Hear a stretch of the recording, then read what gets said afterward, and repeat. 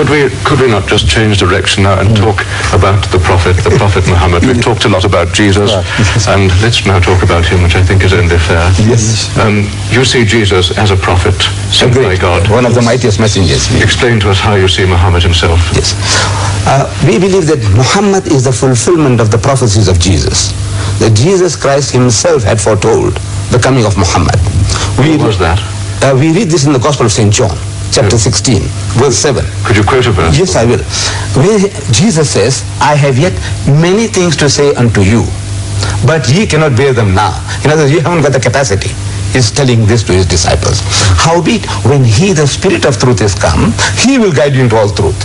For he shall not speak from himself, but what things shall he hear, that shall he speak, and he shall declare unto you the things that are to come. He shall glorify me. Now, we Muslims, we say that Spirit of truth is Muhammad.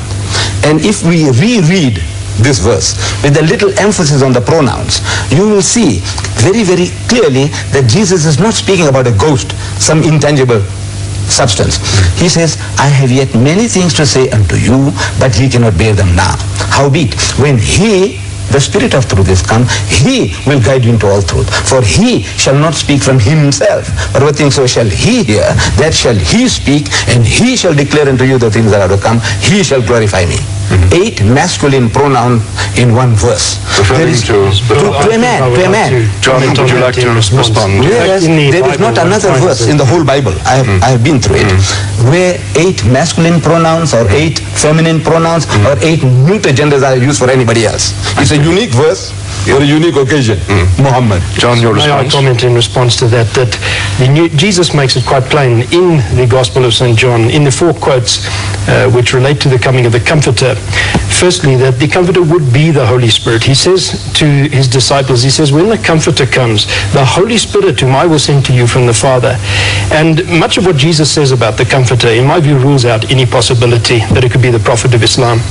Jesus promised his disciples that it was going to be to their immediate advantage that he should go away.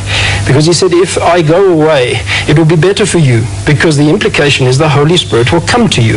Up till that point, Jesus said, the Comforter has been with you. He says, the Holy Spirit is with you, but now he will be in you.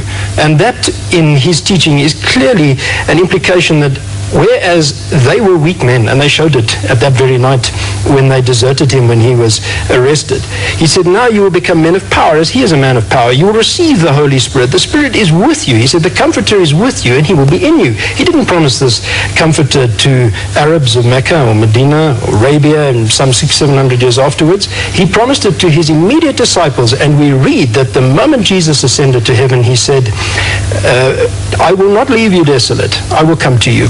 And again in the book of Acts, wait in the city of Jerusalem, for after many days you will receive the Holy Spirit. And the book of Acts says quite plainly that the Spirit of God came down on the disciples, and from that day they began to teach and preach. So I don't think that verse can lend the interpretation you're putting on it.